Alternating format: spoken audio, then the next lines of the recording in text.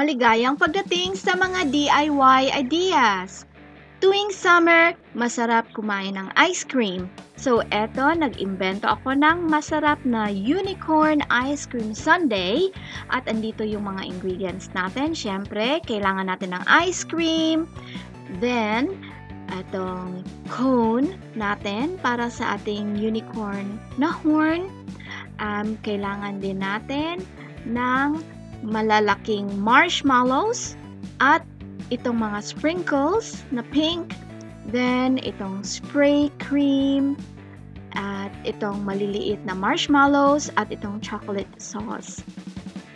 So, then, if gusto ninyo ng ibang variant or flavor, pwede ninyong palitan ang ibang ingredients.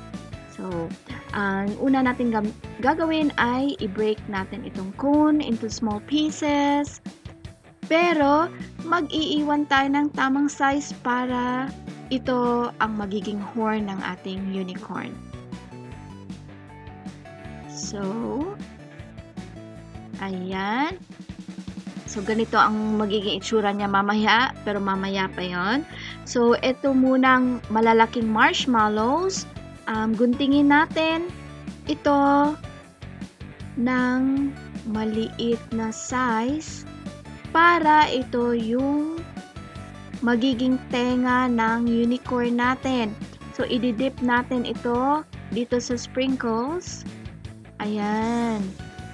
So, medyo pink yung sa gitna ng tenga. Then, isa pa uling tenga. Ayan. So, pwede ninyong hilahin ng konti at i-press ng konti itong marshmallows para maging pointed yung tenga niya. So, ngayon ay pwede na nating i-assemble ang sundae natin. So, etong mga pira-pirasong cone, ilagay natin dito sa ice cream. Ayan. At lagyan natin ng chocolate sauce.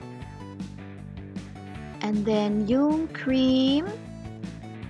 Oh. Ayan. And, ilagay na yung cone at yung mga tenga. Okay. So, then, maglagay din tayo ng mga maliliit na marshmallows. Ayan. Tapos na ang ating ice cream sundae or unicorn sundae. Sana nagustuhan ninyo ang video ito at bigyan kami ng thumbs up. Isulat ang inyong mga komento sa ibaba at para mapanood ang iba pang mga videos namin, mag-subscribe lang sa aming channel. Kaya hanggang sa muli! Paalam!